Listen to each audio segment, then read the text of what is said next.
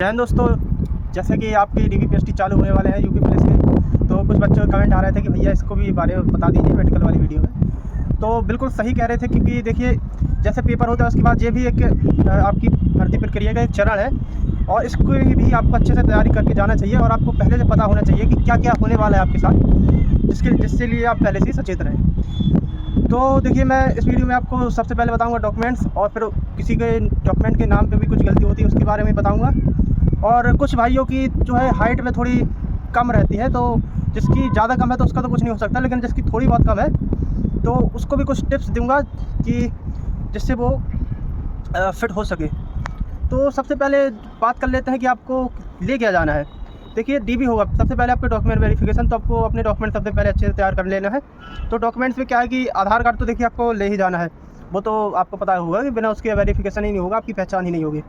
तो आधार कार्ड ले जाएं। फिर उसके बाद जो है कि इस पे लिखा, वैसे आपके एडमिट कार्ड में सबको दिया गया है, लेकिन मैं एक बार आपको बता देता हूँ। और आवेदन पत्र, जब आपने आवेदन किया था, फॉर्म भरवाया था, तो वो जो प्रिंट निकाल के दिया हुआ कैफे वाले ने, और या फिर उसकी PDF होगी आपके पास, तो उसको सबसे पहले तो वही निकाल लें। अगर यदि आपके पास वो नहीं है तो भर्ती बोर्ड ने जो क्या है 10 तारीख को लिंक एक्टिवेट कर ली थी, आप अभी भी वहाँ से डाउनलोड कर सकते हैं जल्दी से, इससे पहले लिंक डीएक्टिवेट हो, आप जल्दी से डाउनलोड कर लीजिए।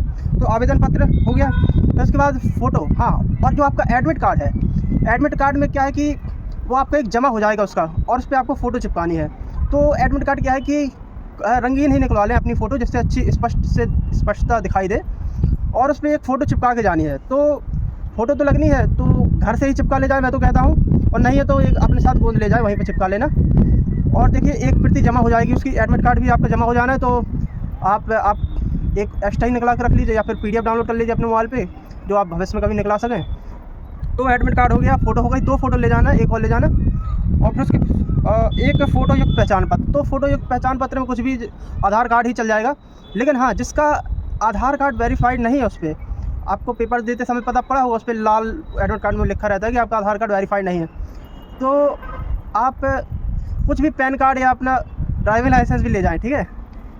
और फिर क्या है कि हाँ, फिर आपकी शैक्षणिक योग्यता है, आपको हाई स्कूल की और इंटर की मार्कशीट, और देखिए हाँ, ये तो लगनी ये तो अनिवार्य है। उसके बाद जो आपके जो ग्रेजुएशन की मार्कशीट, अगर आपका ग्रेजुएशन हो चुका है तो आप अवश्य उसमें ऐड कराएं। फॉर्म भरते समय अगर करवा लिया तो अच्छी बात है, लेकिन DV में क्या है कि अभी भी आपके पास टाइम है, DV में ऐड करवा सकते हैं। और तो क्या है कि जैसे मान लीजिए आप ग्रेजुएट लेवल के कोई आगे परीक्षा देने जा रहे हैं, मान लीजिए CGL NTPC वगैरह या फिर SI की, तो उस पर आपको तुरंत NOC मिल जाएगी।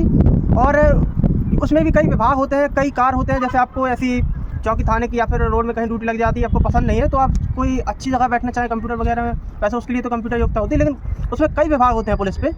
तो आपके पास अगर ग्रेजुएशन होगा तो आप अपने बैच के अन्य लोगों से अधिक योग्यता रखते हैं, तो आपको अच्छी जगह पे ड्यूटी भी मिल जाएगी उससे। तो इसलिए ग्रेजुएशन जरूर ऐड करवा लेना, जिसका ऐड नहीं है DV में हो जाता है, आप कहेंगे तो वो कर देंगे, ठीक है। फिर वो ये हो गया। फिर उसके बाद क्या है कि हाँ, अपना जो जाति वाला है, जिसका जैसे SC है, ST, OBC या EWS का है, वो अपना वो ले जाना है, सबकी ओरिजिनल प्रति ले जानी है। फिर उसके बाद फ़ोटो कॉपी भी, ये सब हो गया। फिर उसके बाद अगर आपके पास भूतपूर्व सैनिक, ये तो बहुत कम लोगों के पास होता है। फिर निवास प्रमाण पत्र, उत्तर प्रदेश के निवासी वाला निवास प्रमाण पत्र लगना है। फिर उसके बाद फिर हाँ, फिर अधिमानी अहर्ता में देख लिया जाए तो O लेवल, अगर आपका देखिए O लेवल है तो ज़रूर लगवाएं, इससे आपको कंप्यूटर वाली जगह में अच्छे से ड्यूटी मिल जाती है, जैसे CCTNS और भी कंप्यूटर वाले बहुत काम होते हैं, उससे आपको जल्दी ड्यूटी मिल जाएगी। O लेवल यदि जिसका पहले रनिंग में था, फॉर्म भरते समय नहीं हुआ, अब हो चुका है, तो आप ज़रूर जलवा लेना। और NCC का भी सर्टिफिकेट भी चल जाता है, लेकिन उसका सिर्फ इतना है कि अधिमानी अहर्ता है वो मात्र, ठीक है। चलिए डॉक्यूमेंट तो आपके सारे हो गए, तो ठीक है, डॉक्यूमेंट जैसे ही आपके सारे रेडी हो गए, इनकी क्या है कि एक प्रति मांगी गई है, फ़ोटो कॉपी। तो आप देखिए 1-2 एक्स्ट्रा ही ले जाएं, मैं तो कहता हूँ, उसमें कुछ 30-40 रुपये एक्स्ट्रा खर्चा आएगा, 1-2 एक्स्ट्रा ही ले जाएं, 2-3 करवा के ले जाएं। और जितने ये फ़ोटो कॉपी करवाए हैं उस पर आपको देखिए, यहाँ अगर घर में कर लें तो ज़्यादा अच्छा है, वहाँ नहीं तो वहाँ तो आपको करना ही पड़ेगा। उसमें क्या होता है, स्व प्रमाणित लिख के नीचे अपने सिग्नेचर किए जाते हैं कि हाँ, ये मैंने ही अटैच किया है, ठीक है। तो चलिए डॉक्यूमेंट्स पे हो गए। हाँ, डॉक्यूमेंट्स पे अब क्या होता है कि बहुत से लोगों को नाम मिसमैच हो जाता है। तो देखिए पहले मेरे भी डॉक्यूमेंट्स पे नाम मिसमैच थे, और मैंने बहुत भाग दौड़ की है प्रयागराज में, यूपी बोर्ड से हूँ, तो प्रयागराज में बहुत भाग दौड़ की है। मेरी 10th की मार्कशीट में क्या है कि मेरे नाम की स्पेलिंग गलती थी, और 12th में पिताजी के नाम में गलती थी, कोई सेम भी नहीं था, दोनों अलग अलग थे। तो मुझे बहुत ज़्यादा भाग दौड़ करनी पड़ी, लेकिन बहुत बाद में पता पड़ा कि वो बहुत मामूली समस्या है और उसका कुछ ज़्यादा फ़र्क पड़ता नहीं है। देखिए, जैसे मान लीजिए किसी के नाम के स्पेलिंग में गलती है, जैसे किसी का नाम मान लीजिए आशीष है, कोई एच लिखता है, कोई ओनली एस लिखता है उस पर, या फिर कोई आशीष के बीच में आई लगाता है, या तो कोई डबल ई लगा देता है। तो देखिए, ये छोटी मोटी गड़बड़ है, इसका कोई ज़्यादा ध्यान देता नहीं है। मैं देखिए, मैं हो चुका हूँ, मुझे दिक्कत नहीं आई। और मैं जहाँ पे अपना नाम चेंज करवाने गया था भर्ती बोर्ड में, भर्ती बोर्ड नहीं, वो प्रयागराज के यूपी बोर्ड में, तो वो अधिकारी भी कह रहा था भैया मेरा नाम भी गलत है, मैं तो सिलेक्टेड बैठा हूँ, उस पर ज़्यादा दिक्कत होती नहीं है। तो देखिए, जो छोटी मोटी समस्याएं इग्नोर कर दी जाती है।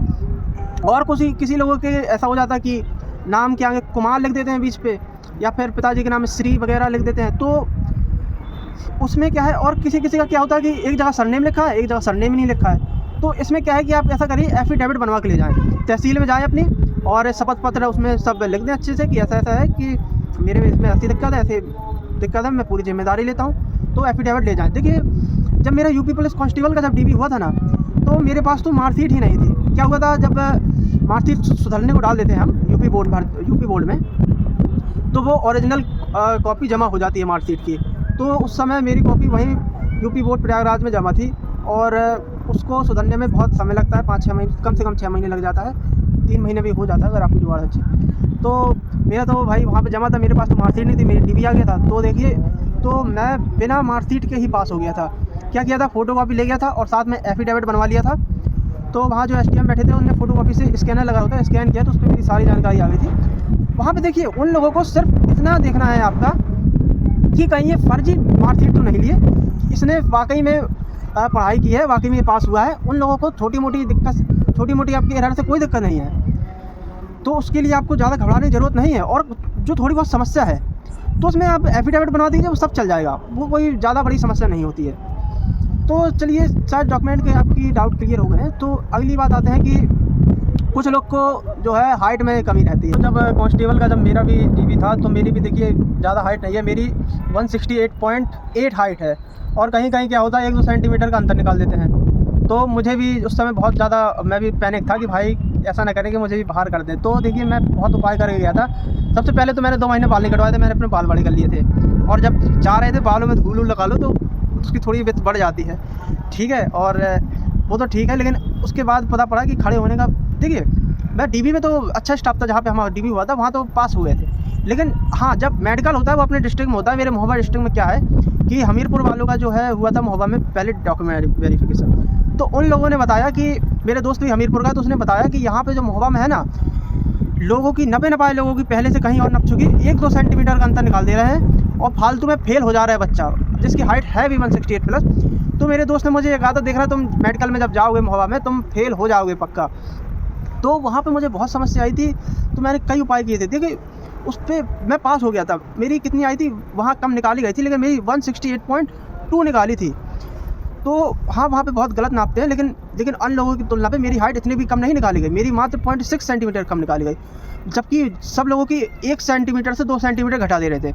तो मेरी इतनी कम क्यों हुई? क्योंकि देखिए, मैंने कई चीज़ें स्टडी की कि देखिए, एक तो खड़े होने का तरीका बहुत मैटर करता है। जैसे कि खड़े होने के तरीके से आपकी आधा से 1 सेंटीमीटर का अंतर आ जाता है। देखिए, सबसे पहले तो क्या करना है आपको खड़े होने के लिए, देखिए नीचे पैर करना, आपको पैर एकदम चिपका के खड़े हो जाना है। अगर आप ऐसे खड़े हो जाएंगे तो आपका लगभग आधा 1 सेंटीमीटर अंतर आ जाएगा। आप एकदम पैर चिपका के ऐसे खड़े हो जाएंगे तो आपकी हाइट ज़्यादा आएगी। फिर ठीक है, यहाँ फिर थोड़ा स्ट्रेट होके, जो आपकी पीठ जो है, पीछे जो पोल होता है उससे एकदम चिपका लेना है आपको, एकदम पूरा पीठ उसी में सटा लेना है, और गर्दन ऐसे करके एकदम टाइट रखनी है आपको गर्दन आपकी। और ये ऐसे ऊपर नहीं करना है अपना सर एकदम सीधे करना है। देखिए, ऐसे करना है, ये वाला आपका भाग जो होता है ये उठा होता है, और ये वाला थोड़ा नीचे होता है इसकी तुलना में। तो कुछ लोग ऐसे उठाने लगते हैं, इससे हाइट और घट जाती है। तो आपको एकदम स्ट्रेट रखनी है गर्दन सीधा, तो ये वाला भाग आपका टच होना चाहिए, सबसे ऊपर वाला। तो आपकी हाइट एकदम सबसे ज़्यादा नापी जाएगी वहाँ पर। एक तो पैर चिपका के खड़ा होना, और फिर आपकी गर्दन, पीठ को एकदम पोल में चिपकाना है, और गर्दन ऐसी टाइट रखनी है, और ये वाला भाग जो है सीधा रखना है, सीधा देखना है आपको एकदम। और कुछ लोग और भी उपाय करते हैं, जैसे क्या करते हैं, नींबू रगड़ लेते हैं और इस प्रकार से मार लेते हैं, तो उससे क्या थोड़ा सूजन आ जाती है, तो उसमें भी आधा 1 सेंटीमीटर की हाइट बढ़ जाती है। तो क्या करना है, आप वो भी कर सकते हैं। ऐसे क्या करना है, लकड़ी ऐसे मार लेनी, ऐसा नहीं कि पत्थर ले लें, ऐसे ऐसे करके काफ़ी बार आपको मारना है, किसी और से कह देना। तो थोड़ा सा दर्द सह के आपकी जो सूजन आ जाएगी तो उससे थोड़ी हाइट इंक्रीज हो जाती है। तो ये भी आप कर सकते हैं अगर आपकी ज़्यादा ही समस्या हो तो। और बाकी तो ठीक है। हाँ, इस बार तो एसआई में मुझे कोई समस्या नहीं है। इस बार क्या है कि मेरी डीबी हो चाहे मेडिकल, मेरी 69.5 हाइट निकली। और क्योंकि मेरी सच में इस बार हाइट बढ़ी, मैंने काफ़ी प्रयास किए थे और कितने पापड़ बेलने पड़े वो तो मुझे नहीं पता है कि मैंने, लेकिन अपने पॉइंट में सही, लेकिन हाइट थोड़ी बढ़ा ली इस बार। तो मेरी 69.5 हाइट है, मुझे इस बार कोई डाउट नहीं रहा। और सीना तो मैं सोचता हूँ कि आप लोग फुला ही लेते होंगे। सीना क्या है कि एकदम ऐसे सीधे होकर फुलाना पड़ता है, कुछ लोग ऐसे करने लगते हैं तो इससे ज़्यादा नहीं बढ़ता। इस बार क्या है कि हम मेडिकल में जब अभी बैठे थे एसआई के, तो स्टार्टिंग में जो बच्चे गए वे लोग सीना नहीं फुला पा रहे थे, तो सीओ साहब जो थे गुस्सा होकर बाहर आए और सब लोगों को डांट लगाई, कहा कि तुम लोग यार सीना नहीं फुला पाते हो, बातें कर रहे हो, कम से कम अभी प्रैक्टिस कर लो सीना फुलाने की। उन्होंने एक कांस्टेबल को बुलाया और बताया कि इनको सिखाओ सीना कैसे फुलाया जाता है। पहले तो देखिए मैं भी इस प्रकार से सीना फुलाया करता था, तो मेरा 4 5 6 इतना ही फूलता था। लेकिन जिस प्रकार से उन कांस्टेबल ने बताया कि आपको स्ट्रेट खड़े होना है, पूरी सांस निकाल देनी है और फिर इस प्रकार से सीना भरना और एकदम से यहाँ पे लॉक कर देना है, तो ऐसे में आपका सीना ज़्यादा फूलता है। और फिर मैंने इसी प्रकार से वहाँ पे जब अंदर गए सीना फुलाया तो मेरा 8 सेंटीमीटर फूला, जो कि मैं पहली बार फूला है इतना। तो उन्होंने एकदम, पुलिस वाले ने एकदम सही बताया था, इतना मेरा आज तक नहीं फूला था 8 सेंटीमीटर, मेरा ज़्यादा 6 सेंटीमीटर फूलता था। लेकिन ऐसे स्ट्रेट खड़े होके पहले आपको पूरी हवा निकाल देनी, फिर ऐसे फुलाया, तो ऐसे आपका 7 8 आराम से फूल जाएगा। कुछ लड़के तो जैसे रनिंग अच्छी करते हैं तो वो तो 10 10 भी फुला लेते हैं, उनकी बात, उनको कोई समस्या नहीं है। हाँ, और जब अगर आपका सीना बहुत ज़्यादा है, मोटे लड़के हैं, तो पहले क्या करें तो अपनी पूरी सांस निकाल दें, जो है आपका इनर सीना कम आना चाहिए। देखिए आपका सीना, जैसे कोई होते हैं हैवी लड़के तो मान ले 85 उनका पहले से फुला देंगे, लेकिन 5 सेंटीमीटर फूलना भी ज़रूरी है, तो फुलाना भी आपको 5 सेंटीमीटर ज़रूरी है। भले आपका पहले आपका 85 है, फिर आपका 88 हो रहा है, तो उससे फ़र्क नहीं पड़ता, आपका 5 फुलाव भी ज़रूरी है। तो फुलाव में भी थोड़ा ध्यान देना। तो पहले से आप क्या करते हैं, पिचका लेना है सीना थोड़ा सा, ठीक है।